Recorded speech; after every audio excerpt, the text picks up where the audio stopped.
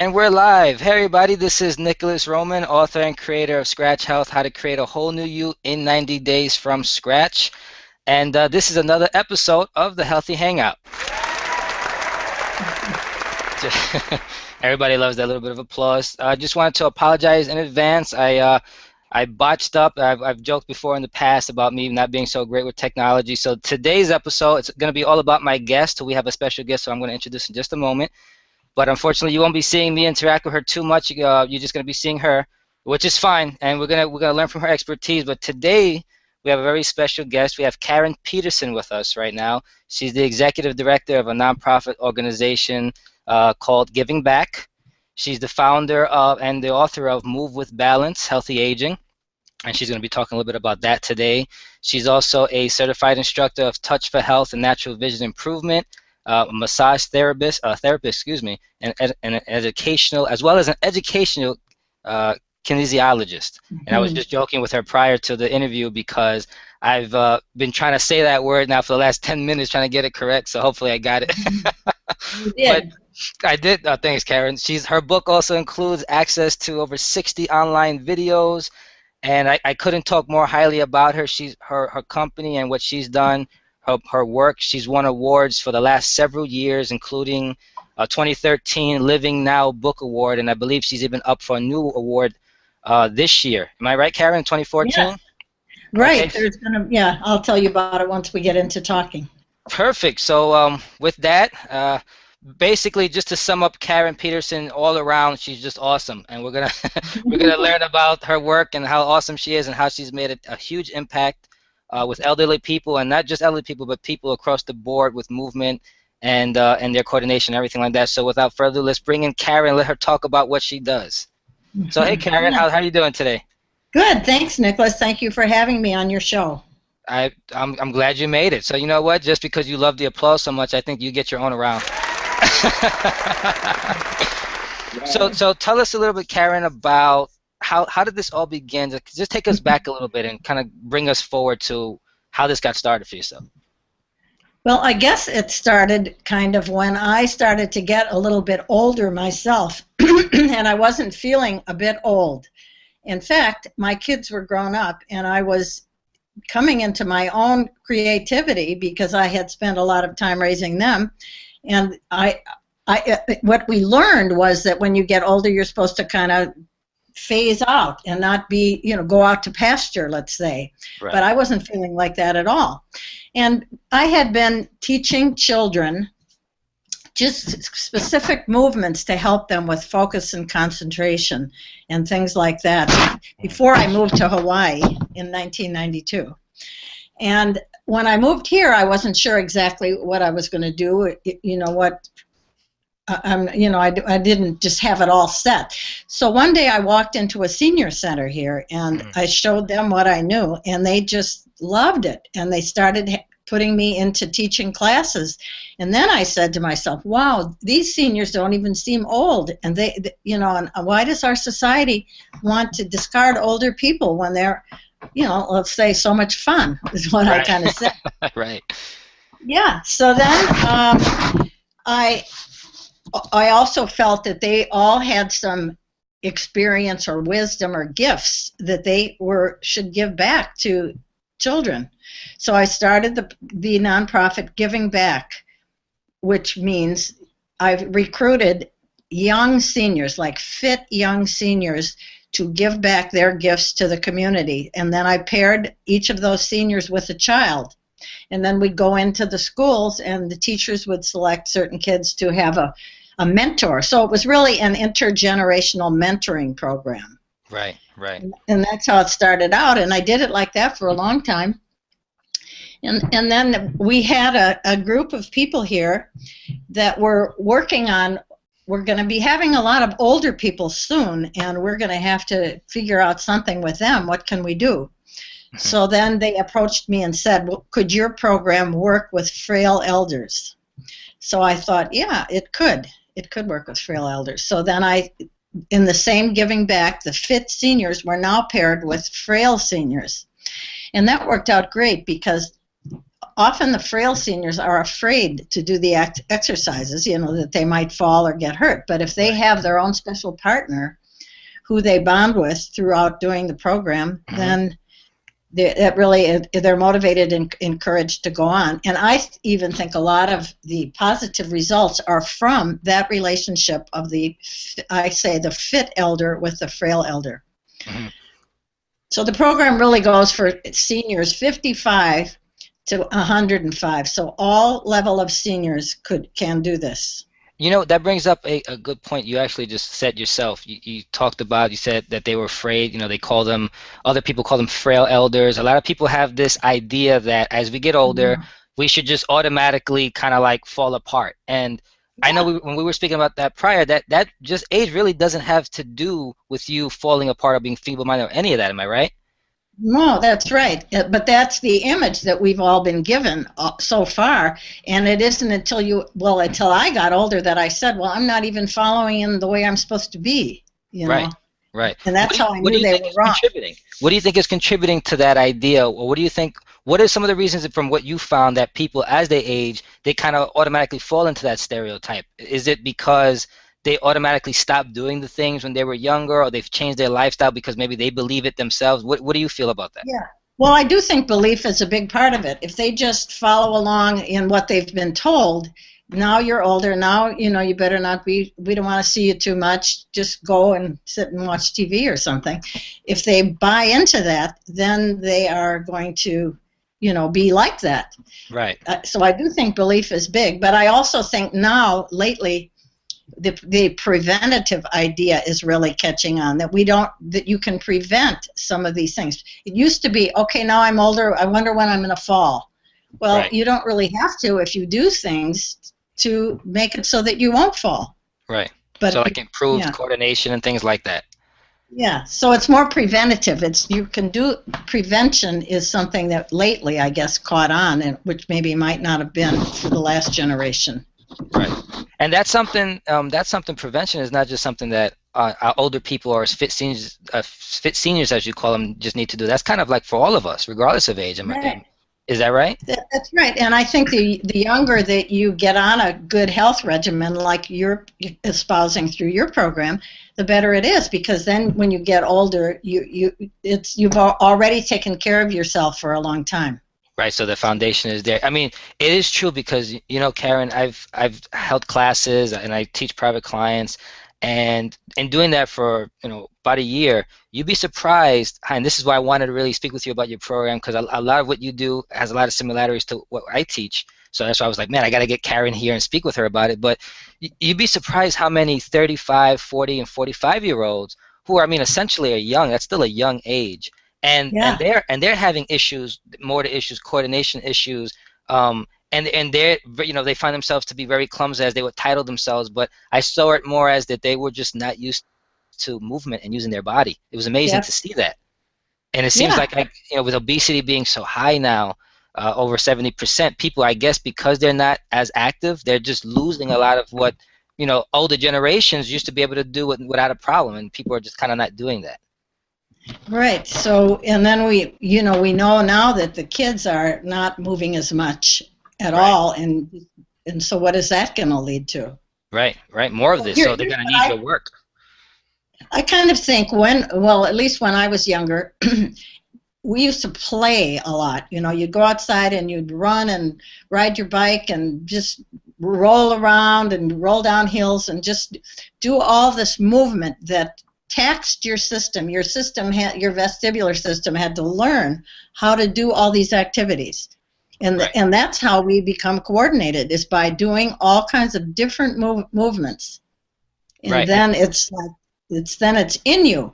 And if these kids now aren't moving as much, then they're not getting this foundation of strong movement and coordination. So in essence, it's like, since we're not really challenging ourselves anymore, the body is not adapting because it doesn't need to learn. That's right. And really, you use the word challenge. That is like such a big part of this program. I use the term progressive challenge. That's why this program can be for anyone, because let's say there's a certain activity and you start there. If the person has to sit in a chair and do the activity and they can't even stand up and they're in a wheelchair, they can do it at the level that's perfect for them, Right. and they can do it. Then, so let's say there's what I would call a fit senior. So I introduce you know it what, to them. Karen, not to cut you off, but why don't you, just for everyone listening, why don't you describe what your definition of a fit senior is so they have an idea, and then go into that? Okay. A fit senior is, I guess, a mobile senior. They can get in a car and drive to wherever they're going to go. Okay. You know, I mean, it's not like they don't have to be able to do 20 push-ups at the gym or anything. It just means that they, you know, they could, doesn't mean that they're totally fit. It mostly means that they're mobile and their mind is okay and they want to give back. Okay. Okay, great. It's more like that. It isn't that they're totally fit by a gym. That's fine. By a gym standard, or what today's standards. So, okay, so you were saying earlier, not to cut you off, continue. Well, now where exactly was I though? You were going into about how the fit seniors are becoming more active in terms of your program and how they're helping others, more of the intergenerational approach that we were talking about a little earlier, or that you were mentioning earlier. Yeah. I don't.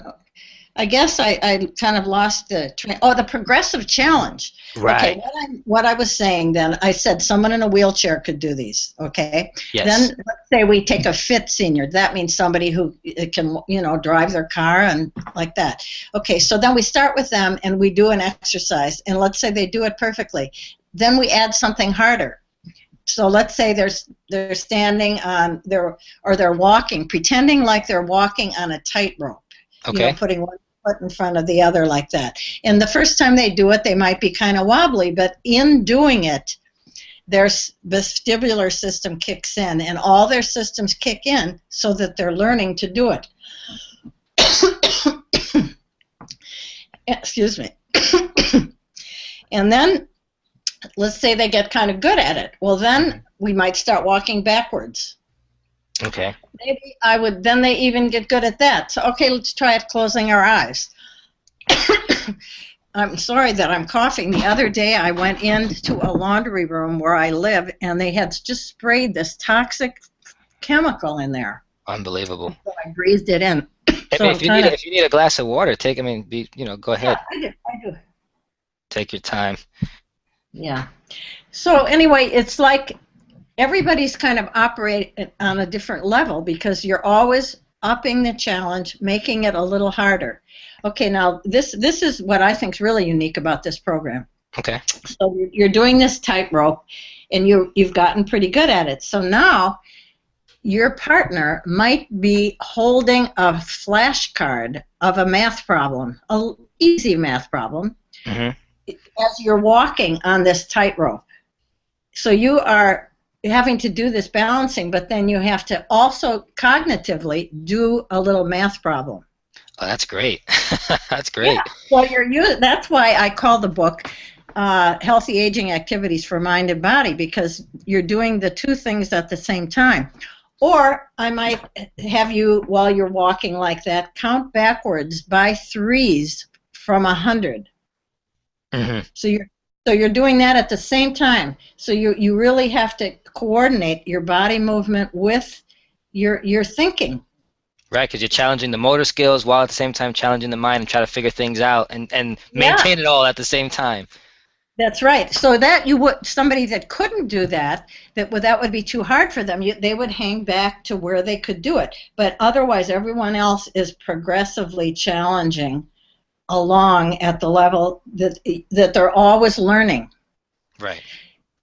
And so I just have to mention this because this is a humorous thing I observed. People in our society don't like to do anything unless they're going to already be good at it. That is so true. That is so true. Otherwise, they're going to be making a fool of themselves, they think. But so at the beginning of every class, I have to say that is not the way this program is, because what we want to do is everything that I bring in, I say to them, is something new that you've never done, so that you're always learning, and that's the way the brain is laying down new pathways. Your body is always being challenged, your vestibular system and your spatial awareness and all these things we're working on are always working. And the only way it can work is if you do something. In your book, Karen, you talk about brain plasticity. Why don't you go into that a little bit, explain what that means, and how does that really affect a lot of the people that you've been helping? Well, I think I'm totally not a brain scientist, but from my studying of it as much as I've done, they used to think that somebody got old and their brain just, well, I don't know, hardened or just died. But in fact, the plasticity means that you can always be learning all the way up as long as you're living. So that's what this whole movement is based on. It's new, different movements that you do to be challenging yourself so that you're always learning. Because when we were younger, that everything was new and we were learning, but when we get older, we're not, because we like to do our same old comfortable things. So people are pretty shy in the beginning, and they, think they're making a fool of themselves. But then everybody's in the same boat, and we really laugh a lot then too, because we're learning. Yeah, and an example would be something like this. Remember when you first learned to drive? Right. You got in the car and you said, "Okay, turn the key." All right. You had to talk yourself through every piece, put my foot here, and then once you could, so that's new learning right there. That is new learning. You have to slow way down, you have to think, you have to be totally present, and then you have to go slow until you get it. Then once you get it, it becomes like automatic. So then those are the things we don't do anymore. We're always like making it like learning to drive. Right.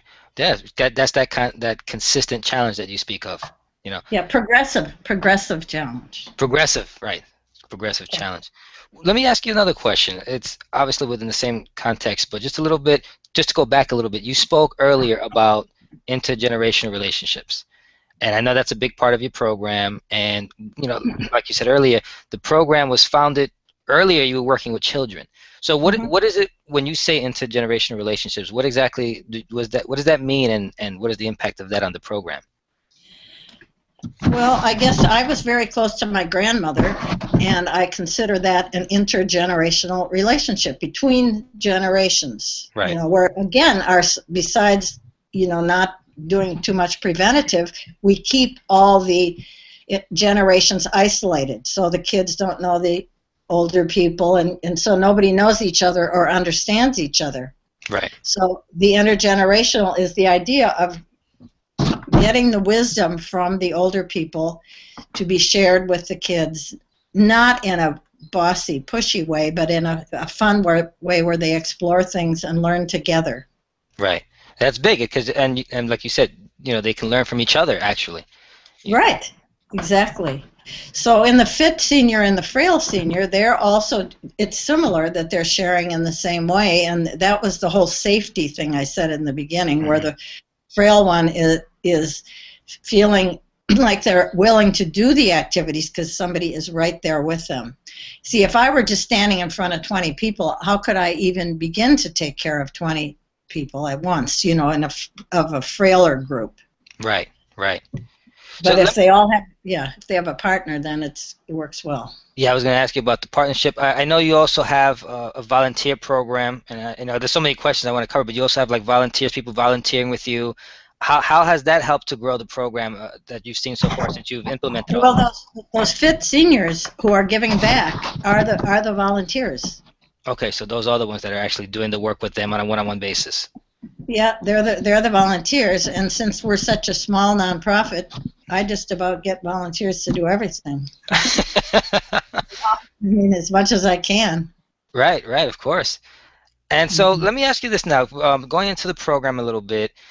There are other programs that are out there, like one is called Age Defying Fitness by Betty Perkins Carpenter, How to Prevent Falls by, I can't remember the author's name, I think it's Marilyn Moffitt. But anyhow, how would you say that your program kind of differs from other programs that might be out there that are similar to helping elderly people kind of get fit and get into some kind of shape? What do you, as far as what are your differences, and how does that work? I think what I described before about the progressive challenge is the difference, and the fact that it's working on the physical and the mental at the same time, which is the way we are in life. We're having to do those. We don't isolate. Now here I'm going to now do some physical exercises over here, and now I think I'll do something for the mental. You know, in life we're doing it all at the same time. But here's what I think. I had the head of our Department of Health come into one of the places where I worked with seniors, and he did a study. He found, you know, how many falls have you had in the last year, and then all that. And it was an assisted living, so they had kept records on these people. Then we did the program, and actually he found out that there were 66% fewer falls in the people that took this program. And Wow. he was surprised and wondering himself, I wonder what this is. And he said he thought it was because of those two things done at the same time. The whole You know, the whole mind-body integration you were speaking of. Yep, that's what he felt, and that's what I think is different. I think other people programs, I don't know every program, but I think that they mostly it'll be a fitness program for seniors on the mental side. Then here's the fitness program on the physical, but they don't do them together. Right, they segregate everything. And you were saying earlier, so one of the things that I found fascinating, and you just mentioned that you're ahead of me all the time, which is good. But you talked about how you've reduced the amount of falls in elderly people, which is obviously a big deal because you know we all have loved ones who are of age, and we don't want to see things like this happen in friends and family.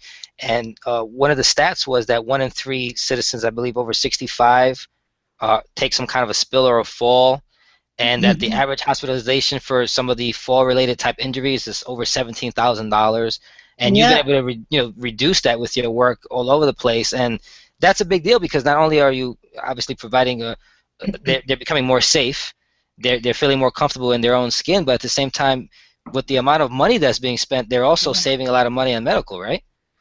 Yeah. So anyway, when that Department of Health director came in and did this study, he was very careful to do what they call an evidence-based study. Okay. Here's the group with the treatment group and the control group and all that, because that's how you have to do it. And then you have to publish it in a journal, which we finally did in November of 2013. We got it in the Hawaii Journal of Medicine and Public Health. So now the thing is to get people in the rest of the world or the country to discover it. You know, so here's how I feel almost. Everything's in place. Mm-hmm. You know, it's now evidence-based. It's been written up and it shows that it works and everything. But now the next level is to get it out. And talking to you on this show and everything helps. And just to let people know that it's available. This is I like I said before, you know, I looked through the program and you know speaking with you prior, and it's really great. And as we said earlier, with people becoming overweight, 70% of obesity is you know it's just out of control. More and more people as they get older, they're losing all their spatial awareness, and they're going to need programs like yours that will show them exactly, hey, okay, let's turn this around. It doesn't matter if you're 50, 60, 70, or 80. We can turn it around regardless of age and start to make improvements. And you said you. Go ahead. I was just going to say, I didn't even think of it about it with an obese person until you started talking, and I'm just kind of picturing it. So there's an obese person, and then we asked them to do this activity, and they're going to be, I would think, thrown off balance with all that weight. Well, you know, yeah. Really, so they would be in my experience, Karen, and not to cut you off, but I just want to expand on that point you just made. Yeah. When I was running, we're running a lot of the classes that I ran, I would deal with obviously obese people anywhere from 30, 40 pounds overweight. And one of the things that I found, which was interesting, which is when you and I were talking earlier, is that the age didn't make a difference because I was helping people from anywhere from 20 to 50 years old. And a lot of times it was people in their 30s and 40s who you would think, well, they're still young, men and women, they should be regardless, they should be able to handle themselves and not have any issues. But I've found, especially with overweight people, that they lost that spatial awareness. And for anybody listening, spatial awareness meaning where you are, like your coordination and exactly where you are in space and time, and where you know all that stuff. They would have an issue just doing a simple exercise that almost anybody should be able to do. So that like you said, it does cause an issue. I never even imagined it with obese people. I mean, there are a few elders that are obese, but actually in Hawaii here, there's not that. It's one of the states that has fewer obese people. Really? Well, it's so beautiful over there. Probably everybody's outside having a good time. Well, it's also, there's lots of Asians, and they just don't seem to be as obese. They have a little different diet, I think. Nutrition is big. You know what? That brings a good point, Karen. Within your work, do you also have any kind of I don't know if I should say maybe nutritional protocol or anything that what do you go about nutritionally to help some of these people also better themselves? Yeah, I don't really. I know about nutrition that I do with myself, but I don't. I feel when I go into working with a group, it's there's the context is for this. Right. So I don't take extra time. It's not like I'm working on all of them. But one place that I go in and work with people, we call the nutrition centers. Mm-hmm. And that's where seniors stay in their neighborhoods, and our senior center has these nutrition centers around, and then they eat there. They get a lunch, and somebody else comes in and talks to them about nutrition. Right. But then I come in and do this type of stuff. But yeah, I think that's important. Again, we don't want to separate out the mind and the body, and why should we separate nutrition out either? Absolutely, absolutely. It's a big part of that. That's one of the things for the philosophy that I teach with Scratch Health is big. Is nutrition first before anything else, because kind of like the way we see it is you kind of have to work your way from the inside out, and then because if you're strong on the inside, if everything is well on the inside, on the outside it will just kind of reflect. But I want to ask you a question about one of the things that you spoke about in your book, which was the age-related cognitive impairment. Can you go over that a little bit and just kind of expand about that? Well, I guess that, again, I'm not totally trained in all that. It means it's not Alzheimer's. It's just whatever when you get older, if you would start losing your memory a little bit or declining a bit cognitively. Mm-hmm. But it's not called Alzheimer's, where I guess means you have the plaque. See, right. But they're learning something every minute. It's not even a bit stationary. It just means that you sharpen up your whole cognitive skills by using them in a different way than you've never used them. Right. So, in your experience from everything that you've seen working with different classes of people, and in a minute I want you to kind of talk about the different types of groups of people that you've helped and your experiences with all of them. But just from your personal experience, and that's all we can kind of speak from is our own experience, do you think that maybe a lot of this is happening just because of the disuse or non-use of just our abilities and just like we said, progressively challenging yourself or just challenging yourself in any way? Do you think that might have something to do with that? Well, this is an interesting thing. Just this last October 28th, I was in a terrible car accident. Oh, okay. And I had 5 broken ribs and a broken hip. I was T-boned. A Dodge Ram truck drove right into the driver's side door where I was driving along. Wow. And totally their fault. So I was really laid up. I couldn't even walk for a week, and I couldn't teach for 2 months. And then I remember the first time I went back to teach, I could see how shaky I was, because I hadn't done anything for that time. Mm-hmm. When I was getting better. I did some, but not as much as I usually do. I had to start back a little bit. I had to, again, progress myself up to where I was, but I was just right there doing the exercises with everybody else, even as the teacher. Right. So so that kind of answers the question right there. It's that non-use of just not using the body, the mind, and like anything else, if you don't use it, you lose it. This is another funny story. Another time I had a nurse from our local college here come in and do some testing and checking people. And she would be called a fit senior and considered herself fit. She came in just to kind of observe, but I usually say, well, nobody gets to just observe. Whoever comes in here has to do the exercises. Because, really. So she started doing them, and she could tell that they were really affecting her, that whatever fit stuff she was doing, it did not include some of this stuff that I am having people do. Oh, that's awesome. So it wasn't, that is awesome because it's not just so, on a piece of paper measuring. It's just totally experiential. Right, and that's big. And that is real big. It's Feeling it for huge. yourself, feeling it through your body and your Yeah. experiences, not just And hearing that it. that was the most important thing I got out of her whole evaluation. I don't even remember what else she said, but just that enough for me. I Let, let me know.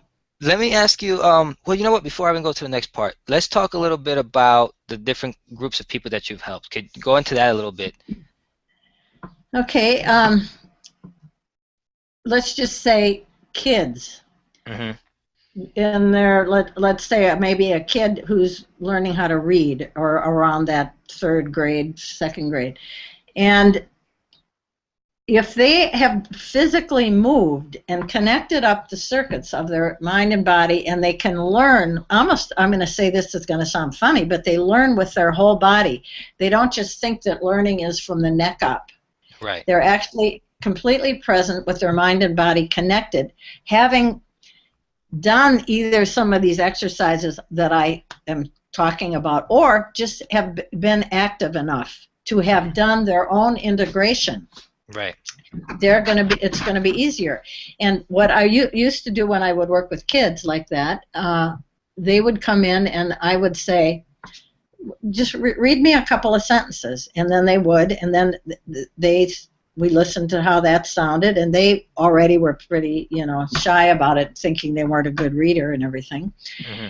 And then we would do some of these movements, and then so I'd hang out with them like 45 minutes or so, just doing these things, and then I'd say at the end, okay, now try reading, and totally every time they could tell with a big smile that they are reading and improved. It might not be exactly as good as the teacher wanted, but if here they were, and the goal over here is reading really great, and let's say they moved this far, well, that's really a big deal. Absolutely. Absolutely. So, but see, do you see again? They experienced it. They felt themselves by holding, and they could listen to themselves reading, and they knew that they were reading better. It wasn't just that somebody told them. Right, because they're using all their senses, they're getting their body involved, they're getting their emotions. I mean, Yeah. it's just everything Right. that's So it's learning. like that's kind of how I started it with the kids. So then I would bring the seniors in to work with the kids, really with helping with focus, like what they call the ADHD, that they're all so hyperactive. Right. So it helped settle them down to focus, to be able to read. It got their eyes working together so they could even just track along a line of reading. The exercises, some of them are working with the vision quite a bit. I know you said that before when we were talking, you were saying that a lot of times people think that your work is simply for elderly people because that's all the awards and everything and the accolades that you've gotten, it's been Yeah. kind of geared around that. But you were saying, hey, listen, it doesn't matter. Like you said, you worked with children initially, and you've even worked with athletes. You were saying even athletes can take advantage of some of the stuff that I am talking about and make improvements with them. How does what has been your experiences with that, and what Okay, so if we think of that concept again of the progressive challenge, and the athlete is going to start really high, high level, they might be doing some tracking over here and some reaching with their hand while they're doing something else. I mean, you just have to set a really high level of movement and cognitive skills to be able to do it.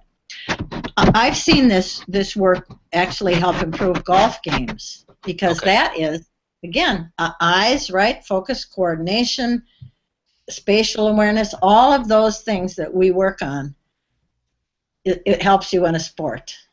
Right, right. Yeah, absolutely. And then of course you just work them through their progressions because there's Yeah. no end game, right? You can always get better regardless of how good you are. Right. You just have to really get imaginative in what you're going to come up with to have them do.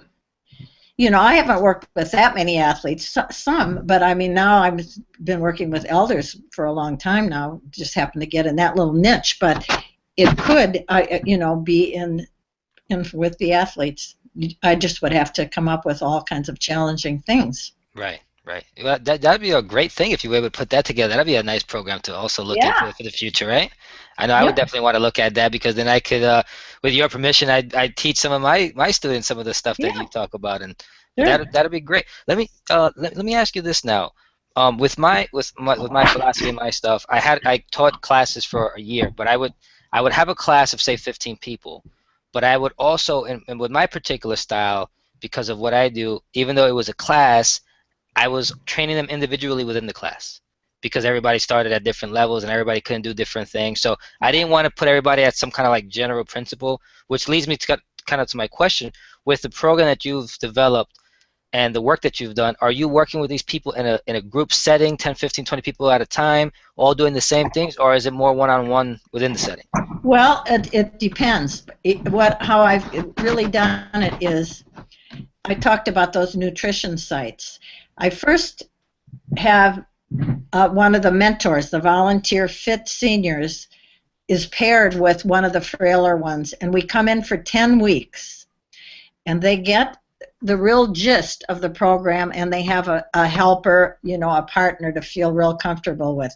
After the 10 weeks, now, for years, I go back monthly to the sites, and I just go in myself and teach it because they have the feeling of what it's going to be. And then I invite some of the volunteers to come along and help some of the new ones or some that need help, but they don't all now have one-on-ones. Okay. Okay. But in the beginning, and especially with the frail ones, I think you need the one-on-ones.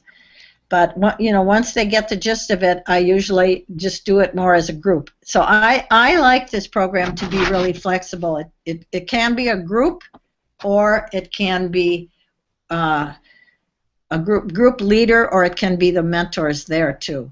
But that's great because obviously the more flexibility, the better results as well, because you can kind of attack things from different angles. So that's perfect. Well, and then the other thing that I haven't even begun to develop that I want to is the whole caregiving industry.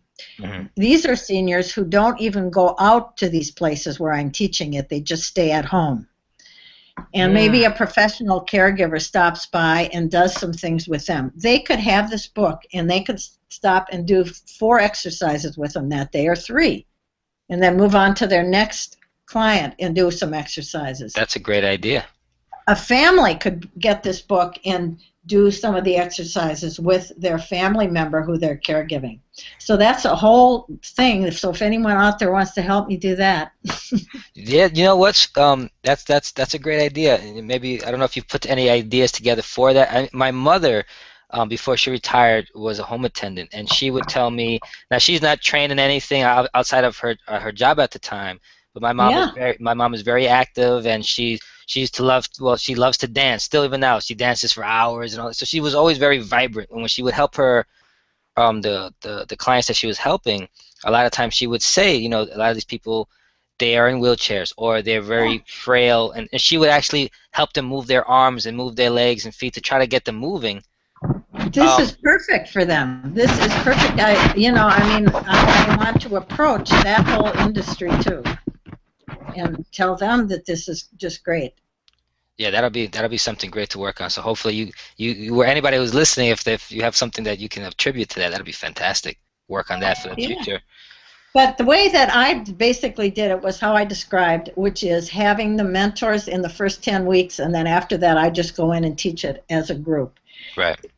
And then, but I can see how it really can be with caregivers. Okay. Well, let me ask you this. I want to, if you don't mind, I'm going to have you show off some of your skills because I wanted to ask you, and I'm sure people are thinking this who are watching, like, you obviously have a process that you do when you help people. There's certain things that you're either looking for, that you want to see, some kind of assessment that you have them do to find out where they are so you can help them along the path. So if somebody who's listening to this says, you know what, I want to see how bad or good I am, like where am I at, so I have an idea. Are there certain things that you can show them to do or give them an idea of where to begin? Yeah, there isn't exactly one thing. I mostly am observing in general, giving out a few different exercises, but one, I guess, would be this one, if they can move their right and left, use their right and left brain at the same time. Okay. So I don't know, I can't see you, but if I stand up. No, we see you fine. Okay, I'm going to be like I was marching. Okay, I'm lifting up my right and left legs like this. Okay. Can you see that I'm doing that? Yep, I see now that. I'm going to touch. I'm going to touch my left leg with my right hand. Okay.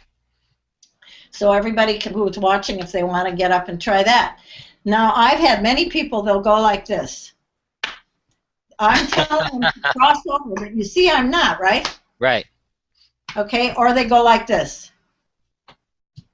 You see I'm still hitting the same leg, even if I'm raising the opposite one. Right. Right. So, in other words, a lot of people don't even know what their body's doing. You know, they're not even tuned in enough to know that if I say to do that, they think they're doing it, and then they're not, and then I'll point it out, and then they'll realize it. Right. And then maybe we'll do something a little different, and I'll go back to that, and maybe they've progressed a little, but they kind of still go back to that habit. And then if I've got them doing this, and all of a sudden I say, okay, now let's do it with our elbows, and they have to switch to this, that's different. So then they might first go like this, and right. So just doing that has to have the right and left brain working, both sides of the brain and body working at the same time. So that's just one. And then that one can be really progressed, the progressive challenge. I've got all ways that I progress that one.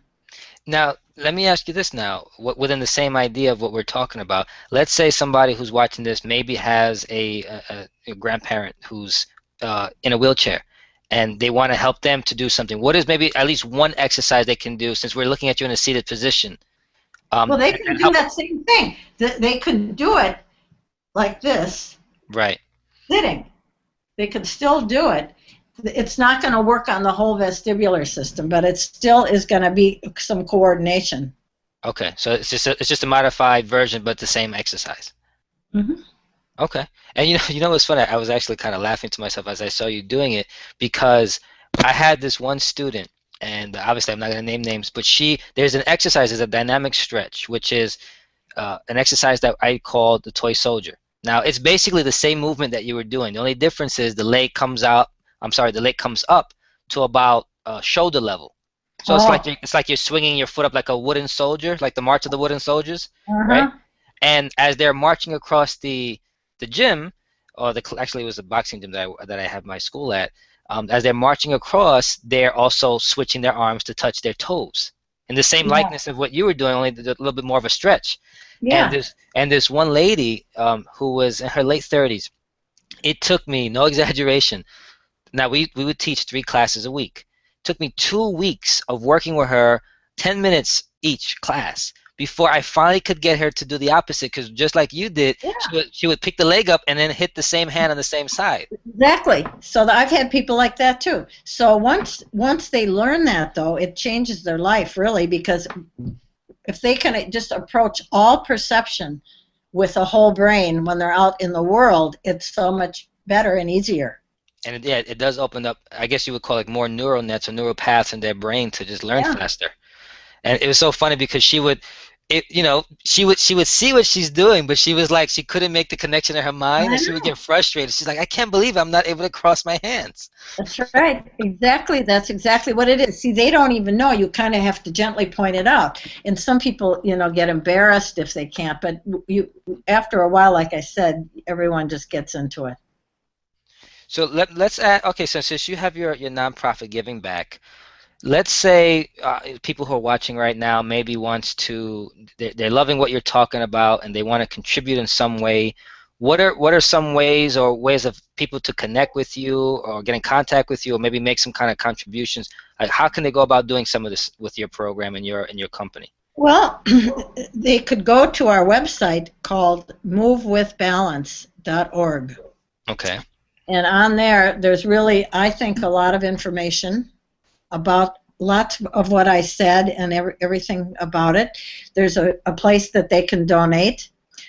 I think that if anybody wants to even help do anything, from any state in the country, they could start something. And I mean, I think this could just go on in a very big way. We could get some larger grants, even if they had ideas of where that might occur, to get a big grant to do it on a big level. I think it's really endless what we could do, and I want to get really some fun people who really are excited to do this in our own way, even not in the way that we're supposed to do it, but just in the way that feels right to us. Right, right. And that actually brings up another question. I was actually going to ask you if I know you're in Hawaii right now, so you're enjoying the fantastic weather. I'm in New York. The weather's not that great. Not yet. We've had a cold winter, and it's almost summertime yet, and the weather's not there yet. But um, have you started to work with anyone as of yet, or at least start to approach the idea of maybe bringing it to another state, whether it's by teaching online or anything like that as of yet? Yeah, yep. Well, what's happened is that it's won, I guess I'm going to talk about this award now. The American Society on Aging in 2012 gave the program the Mind Alert Award. And this is described on the website. So they flew me to Washington, D.C., and I was at a brain health conference, and I got to present for 15 minutes and talk about it. And then it was written up in one of their newspapers. So people are becoming aware of it, and, I need to get it out. Cole, I'm not that good on the computer, so if somebody wanted to help do anything like that, we'd organize things. And just, right at the time I had that accident, I have designed pretty much 7 webinars that I would like to have available for people in their communities who would want to start one of these programs. And now I'm working on getting some grant money to be able to do that. I'm not that technical on the computer and knowing how to do a webinar. I know the content of what should be in it, but Right. The rest of it I don't know, and I'd have to pay somebody to do that. So, Right. yeah. Well, don't feel bad. You see, I got technical issues. I can't even see myself on the. So we all got issues with that. Yeah. Yeah. So people could donate online. I have a Facebook page. I noticed. Thank you for liking us. Oh, yes. And they could do any commenting on there. And I'm just trying to create a community of people who want to do this. I also believe in keeping the price low. I don't really want to say, okay, now whoever wants to be trained, they've got to pay me this. I think people already know a lot, and it's just we want to get this out to a lot of people. Right, to spread the word. Yeah, it's more like mass marketing, and it's common sense, right. Really. It's not like somebody has to be just trained for 20 degrees to do it or anything. Let me just go back for a second. I'm just curious because, like you said, you've obviously been making an impact because you're getting awards and you're getting a lot of recognition in that sense. I'm just curious from your standpoint, from your viewpoint, like what did it feel like? How did it feel when they brought you down to Washington, right? And you get to go up there with everybody in the conference room and do your thing. And Yeah. I know that had to feel fantastic.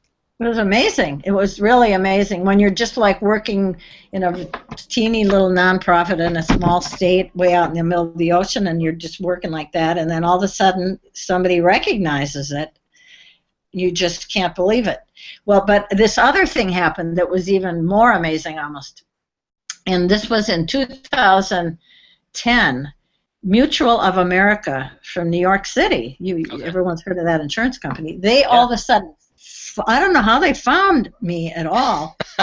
Then you could say, oh, they just wanted to come to Hawaii, but they had other people in different places too. But anyway, they all of a sudden called, and this was the first time I ever even thought of replicating the program. They said, we are picking your program as one of 10 innovative programs in the country that we want to be replicated. Want you to replicate. So they flew out here. They gave me $15,000, which isn't really that much, but I again was blown away, and they started me on the path. And they said, and now we want to give you a luncheon for all these people who have been important in your organization. So I invited 60 people, like all the mentors, the fit seniors, and all the people I had worked with, and they gave a huge lunch. Wow. So that was the first thing that was really off the chart. That's fantastic. Have they had or do you have a continuing relationship with them, or? Well, I did actually. I actually wrote to them maybe a few months ago, and I said something like, you ought to. Why don't you try to get a story in the New York Times about, since they were in New York and you too. Right. I said where you say we gave this award out to this nonprofit in 2010, and look what they've done. Kind of like that. That they didn't just slough it off. That they wrote a book. They went on, and it was really them who planted the seed that got me to do this. Right. So I told them that. They bought 5 books, and I said, if there's anything that you can do to help in any way or any context, please do. And that was probably in like February, and here we are, March, April, May. So maybe they still will come through in some way. Hopefully. I know I told you, in whatever way I can with the community that we're working on developing with Scratch Health and the ideas and stuff that we teach.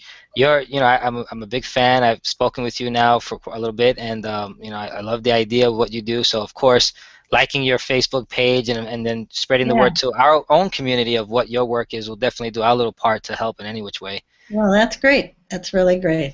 And I'll put the information and the links to your websites and everything. We'll make sure we have that available so that when people come to our page, they can see you as well. Good. And then I'm just going to mention, then this was another really exciting thing that happened. You guys will like this.